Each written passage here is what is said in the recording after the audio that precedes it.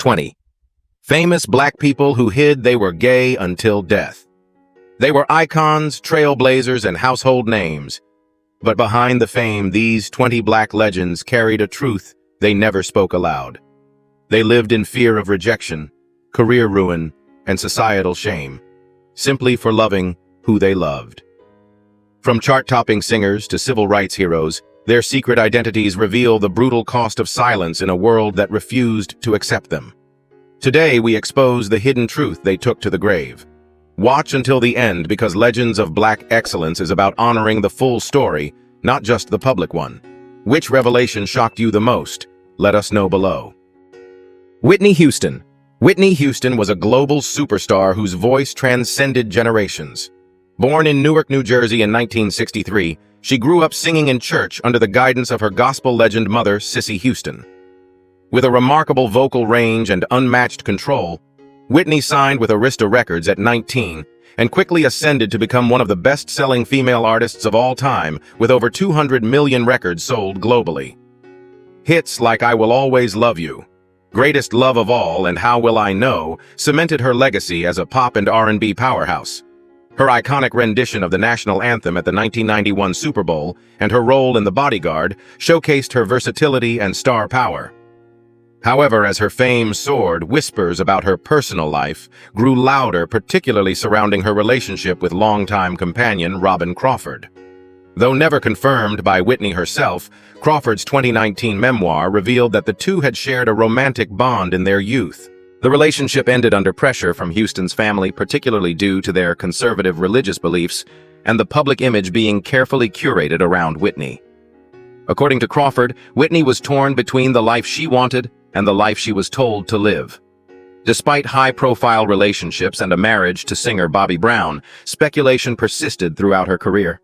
The weight of expectation coupled with fame and personal struggles eventually led to years of addiction and public breakdowns. On February 11, 2012, Whitney Houston tragically passed away at the age of 48. Her story remains complex, an artist who gave so much of herself through music, yet concealed one of the deepest truths of her identity. Today she is remembered not just for her talent, but also for the silent burden she carried in a world that wasn't ready to accept her whole truth. Josephine Baker. Josephine Baker was a dazzling entertainer, courageous activist, and symbol of defiance in the face of racism. Born in St. Louis in 1906, she escaped a harsh childhood marked by poverty and segregation to rise as one of the most celebrated performers of the 20th century.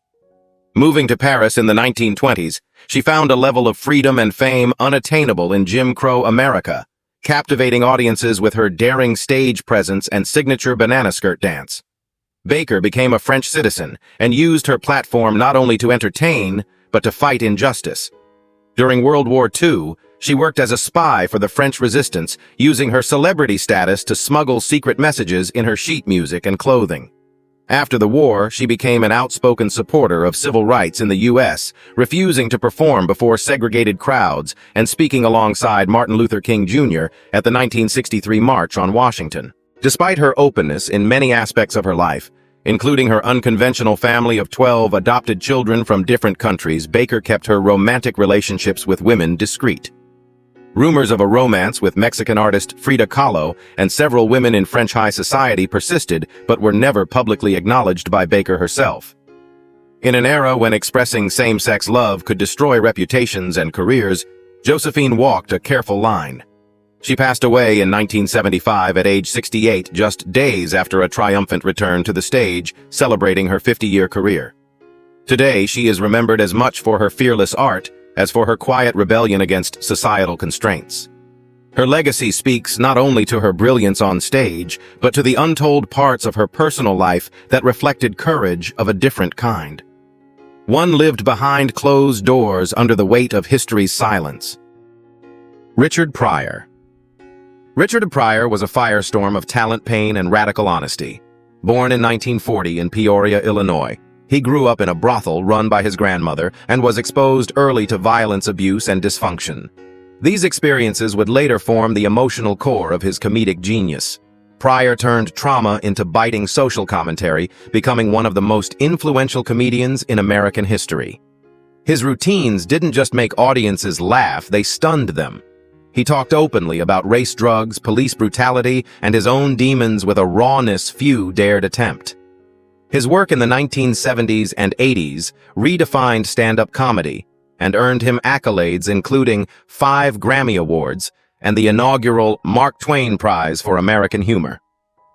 Yet even as he laid bare nearly every corner of his personal chaos, from freebasing accidents to failed marriages, there was one part of himself he kept closely guarded. Though Pryor was married 5 times to women, posthumous revelations brought to light his same-sex experiences. Music producer Quincy Jones claimed Pryor had a sexual relationship with actor Marlon Brando, a story later confirmed by Pryor's widow, Jennifer Lee, who said he had written about it in his journals and spoken openly in private. Pryor never acknowledged his bisexuality publicly, likely due to the hyper-masculine expectations of his era and the cultural taboos surrounding same-sex intimacy, particularly for black men in entertainment. Still, traces of truth occasionally slipped into his jokes, leaving fans to wonder how much of the outrageous material was rooted in personal reality. He passed away in 2005 after a long battle with multiple sclerosis. Behind the explosive laughter and confessional brilliance was a man who revealed nearly everything except the part the world may not have been ready to accept. Sylvester James Jr. Sylvester James Jr., known mononymously as Sylvester, was more than a disco star. He was a cultural phenomenon who embodied unapologetic self-expression during one of the most conservative eras in music. Born in Los Angeles in 1947, Sylvester began singing in Pentecostal church choirs, where his powerful voice first drew attention. However, as his gender nonconformity and queer identity became more visible, he faced rejection from the very religious community that nurtured his talent. It wasn't until he moved to San Francisco, a haven for LGBTQ+ liberation, that Sylvester truly came into his own. Embracing glam, falsetto, and fabulousness, he found fame in the 1970s disco scene with anthems like You Make Me Feel Mighty Real and Dance Disco Heat. His voice effortlessly gliding between ranges, combined with his commanding stage presence, captivated diverse audiences and turned him into a beacon of flamboyant freedom. While he was one of the few openly queer black performers of his time, Sylvester was still intensely private about his romantic relationships. He frequently spoke about love and community but avoided naming partners publicly. This boundary allowed him to navigate fame without compromising the intimacy of his personal life. In the 1980s, as the AIDS crisis escalated, Sylvester became an outspoken activist, using his platform to raise awareness about the epidemic's devastating toll on the LGBTQ+ community. Diagnosed with AIDS himself, he refused to hide. Instead, he spent his final years advocating for compassion, medical support, and dignity. Sylvester passed away on December 16, 1988 at age 41, leaving his royalties to HIV/AIDS charities. Though his life was tragically brief, his legacy reverberates today through music, pride parades, and every artist who dares to live truthfully. He was mighty real on stage in voice and in spirit. Luther Vandross. Luther Vandross was a maestro of romantic ballads whose voice could melt hearts and elevate souls.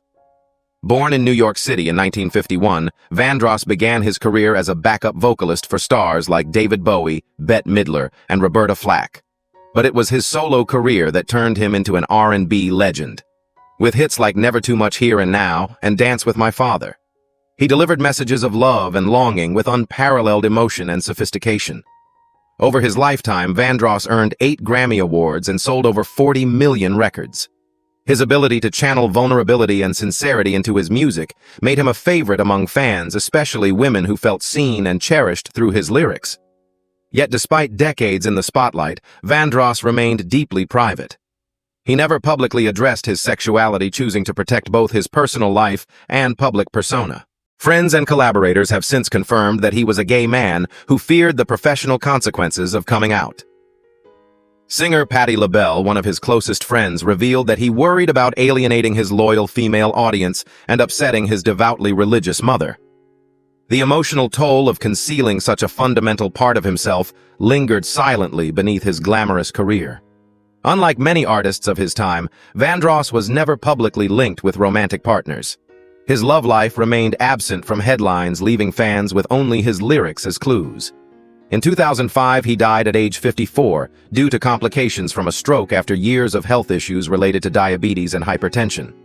Luther Vandross left behind more than classic love songs. He left a quiet legacy of unspoken struggle. His voice comforted millions, even as his own truth remained locked away in silence. James Baldwin. James Baldwin was a literary force who used language like a scalpel, cutting deep into the heart of American identity, exposing racism, power, and sexuality with unnerving clarity. Born in Harlem in 1924, Baldwin was raised by a strict stepfather and grew up in a religious household. Though he briefly served as a preacher in his teens, he ultimately left the pulpit behind to pursue writing a decision that would reshape American literature. By the late 1940s, Baldwin relocated to Paris, seeking the freedom to live and write without the suffocating constraints of race and homophobia in the U.S. There he penned groundbreaking works such as Go Tell It on the Mountain, The Fire Next Time, and Giovanni's Room, the latter being one of the first modern novels to candidly explore same-sex love from a male perspective. Despite writing openly about sexual identity, Baldwin rarely discussed his own relationships in public, preferring his fiction and essays to speak on his behalf. His quiet resolve protected him from a society unprepared to fully embrace a black, openly gay intellectual. While he acknowledged the personal cost of that restraint, he refused to compromise his art or activism.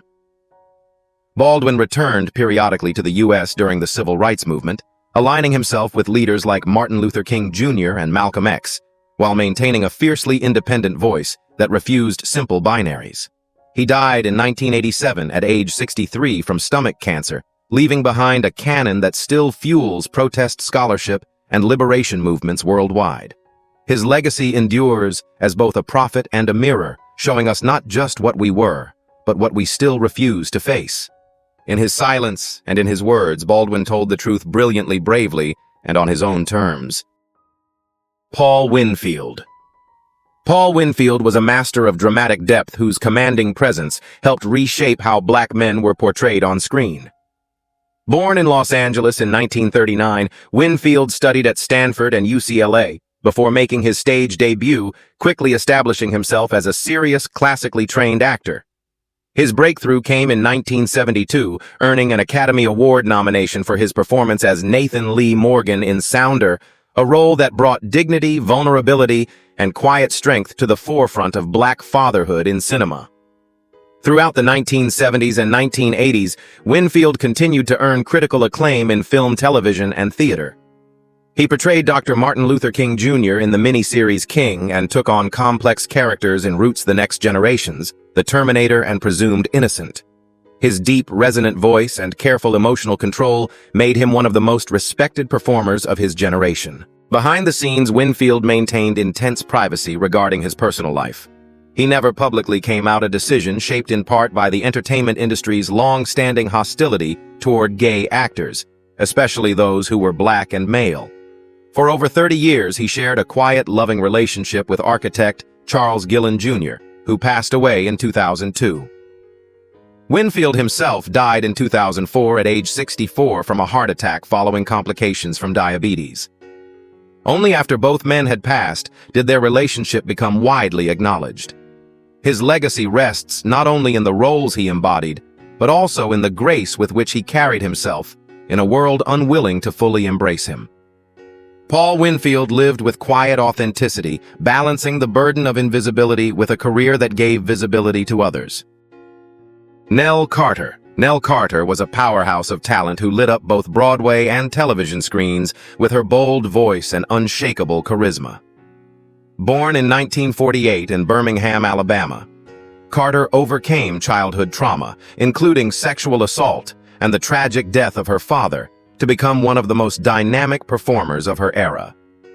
She first rose to national prominence with her Tony Award-winning performance in the Broadway hit Ain't Misbehavin', where her energy and humor captivated critics and audiences alike. Her fame skyrocketed in the 1980s when she took on the role of Nell Harper in the sitcom Gimme a Break, becoming one of the few black actresses to lead a successful television show during that time. Behind the scenes, however, Carter was fighting multiple private battles. She struggled with diabetes, substance addiction, and suffered several miscarriages. Eventually, she chose to adopt 3 children, becoming a devoted single mother. Throughout her life, Carter maintained a fiercely private stance on her romantic relationships. Though she married twice, it wasn't until after her death in 2003 that it became widely known she had spent her final years with longtime partner Ann Kaiser. Ann lived in Carter's Beverly Hills home and was named the legal guardian of her children in her will, an intimate detail that revealed the depth of their relationship. Carter passed away suddenly at age 54 from heart disease complicated by diabetes. Her obituary made no mention of her partner, highlighting how deeply the stigma around same-sex relationships still lingered. Though she never publicly addressed her sexuality, those close to her understood the truth she carried quietly. Nell Carter's life was defined by brilliance and burden, a woman who brought joy to millions while keeping her deepest truth sheltered from the world. Sherman Hemsley. Sherman Hemsley was a comedic icon whose portrayal of George Jefferson in The Jeffersons made him a household name across America. Born in Philadelphia in 1938, Hemsley started his career in theater before transitioning to television, where he made history by playing one of the first wealthy, outspoken black characters on primetime TV. His role as the brash, fast-talking Jefferson broke racial barriers and redefined black representation in sitcoms during the 1970s and 80s. Off-screen, however, Hemsley was a stark contrast to his famous character. Shy, soft-spoken, and intensely private, he largely avoided the Hollywood spotlight outside of work. Despite his fame, he never married, had no children, and was rarely seen in public with romantic partners. Rumors about his sexuality followed him for decades, but Hemsley never confirmed or denied them. Following his death in 2012 from lung cancer at the age of 74, close friends and colleagues, including comedian Garrett Morris, confirmed that Hemsley was gay and had lived quietly with a male partner for years. The revelation wasn't surprising to those in his inner circle, who had long respected his decision to live discreetly in a time when the industry offered little safety or acceptance for openly gay black men. His quiet existence and posthumous outing reopened conversations about how fame often demands personal erasure, particularly for people of color within LGBTQ+ communities. Hemsley's choice to prioritize his peace over public disclosure speaks to the complex survival tactics many black entertainers employed. Though the world knew him as George Jefferson, the man behind the role was a testament to subtle dignity and personal preservation. Sherman Hemsley made us laugh loudly, but he lived softly in the silence that so many others have also known. Billy Strayhorn. Billy Strayhorn was the genius behind some of jazz's most enduring masterpieces, yet his name remains far less known than that of his closest collaborator, Duke Ellington. Born in 1915 in Dayton, Ohio, and raised in Pittsburgh, Strayhorn was a child prodigy in both classical and jazz composition. He joined forces with Ellington at the age of 23, and their creative partnership spanned nearly 3 decades. As Ellington's right hand, Strayhorn composed and arranged iconic works such as Take the A Train, Lush Life, and Chelsea Bridge. His harmonies and complex orchestrations reshaped modern jazz, yet he was content to remain in the shadows, allowing Ellington to take public credit for many pieces. Privately, Strayhorn was openly gay within close artistic circles, an extraordinary stance in an era when homosexuality could destroy reputations. He never publicly discussed his romantic life, nor did he hide it among friends and collaborators. His decision to live authentically in private yet discreetly in public reflected the delicate balancing act that many gay black men of his time were forced to perform. Strayhorn was also politically conscious, involved in civil rights work, and composed music that subtly challenged social injustice. Despite his achievements, he remained under-recognized during his lifetime. In 1967, Strayhorn passed away from esophageal cancer at the age of 51. Duke Ellington paid tribute with an orchestral suite titled "And His Mother Called Him Bill," a rare public acknowledgement of Strayhorn's influence and friendship. Though the world may have missed his name in the marquee lights, Billy Strayhorn's fingerprints are on the very fabric of American music.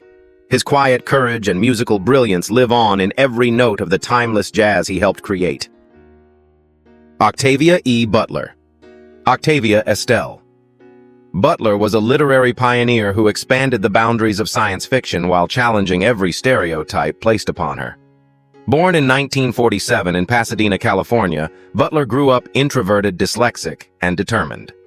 Despite early discouragement from teachers and publishers, she pursued a writing career that would eventually make her the first black woman to gain major recognition in the sci-fi genre. Her breakthrough came with Kindred in 1979, a time travel novel that blended speculative fiction with raw explorations of slavery, power, and survival. Butler followed it with the Patternist Parable and Xenogenesis series works that reimagined race, gender, and hierarchy in ways never before seen in the genre. In 1995, she became the first science fiction author to receive a MacArthur Genius Grant, solidifying her influence on literary history. Butler was fiercely private. She never married, had no known long-term public relationships, and rarely addressed her personal life in interviews. Close friends and literary scholars have long speculated that Butler may have been a lesbian, citing her consistent independence, deep empathy for marginalized characters, and avoidance of traditional romantic tropes in her stories. Though she never publicly identified as LGBTQ+, Butler's characters often explored fluidity in identity and defied binary labels, mirroring the very ambiguity she embodied. Her refusal to conform was a form of quiet rebellion, and her personal mystery only deepens the intrigue surrounding her groundbreaking work. Octavia Butler died unexpectedly in 2006, at age 58 after a fall outside her home. Yet her influence continues to surge, with her books now studied in universities and adapted for film and television. She didn't just write about alternate worlds, she created new ones where outsiders could be heroes, and survival was itself a radical act of defiance. Phyllis Hyman. Phyllis Hyman was a torch singer for a new generation, her voice deep, rich, and full of heartache. Born in Philadelphia in 1949, she rose through the jazz and R&B scenes with a regal presence and unmatched vocal depth. Her songs like You Know How to Love Me, Living All Alone, and Old Friend captured the complicated emotions of love, loss, and longing. With her statuesque beauty and powerful voice, she quickly became a standout among soul and jazz vocalists of the late 20th century. But Hyman's personal life bore scars that fame could never mend. She struggled for years with bipolar disorder, substance abuse, and the relentless pressure of the music industry. While she was known for her relationships with men, friends, and insiders revealed that she also had deep, meaningful relationships with women, most notably with songwriter Tina Clark. These relationships were never acknowledged publicly, a reflection of the era's expectations and the emotional armor Hyman wore to protect herself. Despite being open about her mental health battles, Phyllis remained guarded about her sexuality. She lived in a time when bisexuality, especially for black women in entertainment, was often met with skepticism or condemnation. The emotional toll of that invisibility, compounded by professional disappointment and chronic depression, eventually became too much to bear. On June 30th, 1995, just days before her 46th birthday, Phyllis Hyman died by suicide. She left behind a note and a legacy of music that continues to resonate with listeners seeking beauty in vulnerability. Phyllis sang from the depths of the soul, but in life she held pieces of herself back. Her silence about her sexuality was not weakness, but survival, a silence shared by many like her, hidden behind a voice that never failed to tell the truth. Ma Rainey. Ma Rainey, often hailed as the mother of the blues, was a trailblazer in American music whose fearless spirit broke boundaries before the world knew how to define them. Born Gertrude Pridgett in 1886 in Columbus, Georgia, she began performing in vaudeville tent shows as a teenager and developed a commanding stage presence that would become her signature. With a gravelly voice and raw emotional delivery, she recorded over 100 songs during the 1920s, shaping the foundations of blues music and influencing generations to come. Unlike many of her peers, Ma Rainey didn't just sing the blues, she lived them. Her lyrics often reflected real-life experiences and complex emotional landscapes, including references to same-sex relationships. In her 1928 song, Prove It On Me Blues, she sang openly about loving women, defiantly challenging gender and sexual norms. Went out last night with a crowd of my friends, they must have been women 'cause I don't like no men. In an era when such admissions were dangerous, her boldness was revolutionary. Though she was married to a man, fellow performer, Will Rainey. Ma Rainey's attraction to women was widely understood within the black entertainment circuit. She never publicly labeled her sexuality, but her music lifestyle and reported affairs spoke volumes. Her defiance of social convention was as integral to her legacy as her musical genius. Rainey retired from performing in the 1930s and passed away in 1939 at age 53 from a heart attack. Her influence lives on in modern blues, jazz, and rock artists, and her story was revived in the acclaimed 2020 film Ma Rainey's Black Bottom.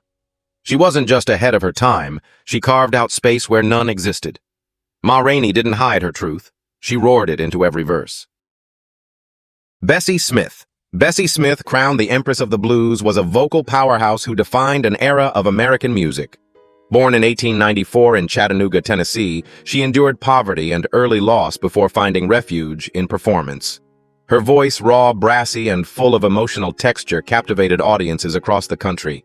By the 1920s, she was the highest-paid black performer in America, with hits like Downhearted Blues, Nobody Knows You When You're Down and Out, and Tain't Nobody's Business If I Do. Behind her fame was a life bursting with complexity. Though she married Jack G in 1923, their tumultuous relationship was marred by infidelity on both sides. Bessie was known to have multiple female lovers, including a long-rumored affair with chorus girl Lillian Simpson. Within Harlem's queer nightlife and the vaudeville circuit, Smith's bisexuality was an open secret, though she never publicly addressed it. She navigated her dual identities, black and queer, in a time of harsh segregation and criminalized sexuality. In an industry dominated by white executives and moral scrutiny, Bessie wielded her independence fiercely. She traveled with her own train car to avoid Jim Crow accommodations, employed a large troupe, and demanded the spotlight on her own terms. Smith's career declined with the Great Depression and changing musical tastes, but her influence never disappeared. She died tragically in 1937 at age 43 following a car accident in Mississippi. Rumors circulated for decades that she was denied treatment at a white hospital, though this has been debated. Bessie Smith lived loud, loved freely, and sang with a truth deeper than most dared to voice. She remains not only a musical legend, but a silent emblem of queer black resilience. Barbara Jordan. Barbara Jordan broke barriers with her voice, commanding deliberate and unshakably principled. Born in 1936 in Houston, Texas, Jordan became the first black woman from the South elected to the U.S. House of Representatives. Her oratory during the 1974 Nixon impeachment hearings was so compelling that it redefined what integrity in American politics looked like. She wasn't just heard, she was unforgettable. Publicly, Jordan was seen as a model of professionalism and moral clarity. She never married, had no known romantic entanglements, and kept her private life entirely out of the spotlight. But for more than 20 years, she lived with Nancy Earl, an educational psychologist and longtime companion. Though Jordan never confirmed their relationship publicly, Earl was by her side until Jordan's death and was listed as her executor. In political circles, their partnership was known and quietly respected. But in public discourse, Jordan's sexuality was simply not mentioned. This omission reflects the broader silencing of queer black women in both politics and history, a reality Jordan navigated with quiet dignity. Throughout her life, she battled multiple sclerosis, which eventually confined her to a wheelchair, and was also a survivor of leukemia. Still, her mental sharpness and public presence never faltered. After retiring from politics, she became a professor and national voice for ethics in public service, even delivering a keynote address at the 1992 Democratic National Convention, once again inspiring a new generation. Jordan passed away in 1996 at age 59. While her sexual identity was never publicly embraced, her partnership with Earl was an enduring, if silent, testament to the truth she carried privately. Barbara Jordan didn't just blaze a trail, she paved it with eloquence, courage, and quiet authenticity. Her voice lives on not only in law books and speeches, but in the lives she empowered by simply existing as she was. Moms Mabley. Moms Mabley. Born Loretta Mary Aiken in 1894, was a groundbreaking force in American comedy. A woman who didn't just break barriers, she shattered them with laughter. Performing in oversized house dresses and toothless grins, Mabley crafted a stage persona that allowed her to speak blunt truths about politics, racism, and sex topics few dared to touch, especially as a black woman in the early 20th century. But behind her mom's character was a woman of remarkable bravery. In real life, Mabley was a lesbian, and within the black vaudeville and Chitlin circuit communities, she lived more openly than most entertainers of her era could dream of. She often joked about men on stage flipping gender norms to subvert expectations, but her true romantic attachments were to women, a fact she never confirmed publicly, but lived comfortably among friends and fellow performers. Mabley endured a childhood marked by severe trauma, including the death of her parents and being raped twice before the age of 15. She found refuge in comedy, using humor not just to entertain, but to survive. She began performing in her teens and rose to national prominence with appearances on The Ed Sullivan Show and the Smothers Brothers Comedy Hour, becoming one of the first black female comedians to perform at Carnegie Hall. She passed away in 1975 at the age of 81, never fully recognized for her quiet defiance. Though she never made a public statement about her sexuality, those who knew her understood she lived with pride long before the world was ready to applaud it. Moms Mabley didn't just tell jokes, she told the truth in disguise. Her legacy is not only in punchlines, but in the courage she carried every time she stepped on stage as herself. Little Richard. Little Richard. Born Richard Wayne. Penniman in 1932 was a lightning bolt of sound and style who redefined music, gender, and culture all in one breath. With wild piano runs, electrifying vocals, and flamboyant flair, he helped pioneer rock and roll in the 1950s with hits like Tutti Frutti, Good Golly Miss Molly, and Long Tall Sally. He wasn't just a musician, he was a revolution in motion. From the beginning, Richard challenged norms. He wore makeup, extravagant suits, and adopted a gender-fluid persona on stage. But off stage, his life was tangled in contradictions. Though he had romantic relationships with both men and women and spoke about being gay or bisexual at various times, he also publicly denounced his sexuality later in life due to religious guilt. He vacillated between pride and shame, openness and denial. Evidence of the heavy burden carried by a black queer man raised in a deeply religious Southern household. He left music at various points to become a preacher, only to return to the stage when the pull of performance proved irresistible. His identity, like his career, was non-linear part of a lifelong internal struggle between faith and desire. Despite his personal confusion, his influence on LGBTQ+ culture, music, and gender expression was undeniable. Artists from Prince to Bowie to Janelle Monáe owe a debt to Richard's boldness. Little Richard passed away in 2020 at age 87, never having fully embraced his queerness in a consistent public way. Still, his legacy roars louder than his silence. He made it possible for flamboyance to be powerful, for difference to be divine. He called himself the architect of rock and roll. And in doing so, he quietly laid the foundation for queer visibility in music, even if the world had to read between the lines. Billie Holiday. Billie Holiday, born Eleanora Fagan in 1915, wasn't just a singer. She was a storyteller of pain, longing, and quiet rebellion. Her voice was haunting, smoky, and intimate, capable of slicing through the soul. With songs like Strange Fruit and God Bless the Child, she laid bare the realities of racism, heartbreak, and injustice in ways no artist had dared before.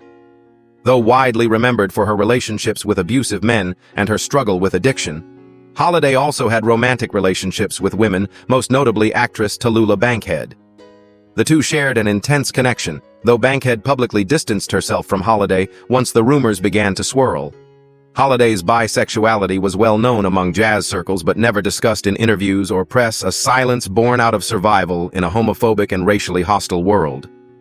Holiday's life was a war zone between oppressive laws, exploitative managers, and her own inner torment. Her career was often sabotaged by those who feared her boldness, especially when she refused to stop performing Strange Fruit. The FBI hounded her, revoked her cabaret card, and even helped ensure her dying days were spent under police watch in a hospital bed. She died in 1959 at age 44 of cirrhosis of the liver, penniless and handcuffed. Yet her legend only grew. Her voice became the gold standard for emotional truth in jazz, and her image a symbol of defiance and grace under fire. Billie Holiday loved, suffered, and endured in silence, but her music screamed what society tried to erase. Her queerness, like her pain, was part of the song the world still plays today. Bayard Rustin. Bayard Rustin was the quiet force behind one of the loudest movements in American history. Born in 1912 in Westchester, Pennsylvania, Rustin was a brilliant strategist, pacifist, and civil rights organizer who orchestrated the 1963 March on Washington, where Martin Luther King Jr. gave his "I Have a Dream" speech. Yet despite being central to the movement, Rustin remained mostly behind the scenes. Why? because Bayard Rustin was openly gay, and his queerness made him a target even among his allies. Arrested in 1953 on morals charges, his sexual orientation was used by both white supremacists and conservative black leaders to try to discredit the movement. While Dr. King supported Rustin privately, he eventually distanced himself due to political pressure. Still, Rustin never wavered. He refused to hide who he was advocating not just for civil rights, but also for LGBTQ+ rights, long before the mainstream movement began. He lived with his partner Walter Nagel for over a decade. In order to secure their legal connection, Rustin adopted Nagel, a common workaround at the time for same-sex couples denied marriage rights. Despite his contributions, Rustin's name was long left out of history books. He died in 1987 at age 75 of a ruptured appendix. Only in recent decades has he received the recognition he deserved, including a posthumous Presidential Medal of Freedom awarded by Barack Obama in 2013. Bayard Rustin organized history, but history nearly erased him. His life reminds us that the fight for justice must be intersectional, and that the people who stand at the crossroads of multiple identities often carry the greatest burdens and do the bravest work. These 20 remarkable lives remind us that fame doesn't shield someone from fear, shame, or the need to hide their truth. Each of these legends shaped Black excellence in their own way while carrying a secret the world wasn't ready to accept. Their stories are not about weakness, but resilience. As we honor them today, let's ask ourselves, how many more voices are still silenced by judgment? At Legends of Black Excellence, we believe truth deserves a spotlight. Whose story moved you most, and which legend do you think the world still hasn't truly understood? Tell us in the comments.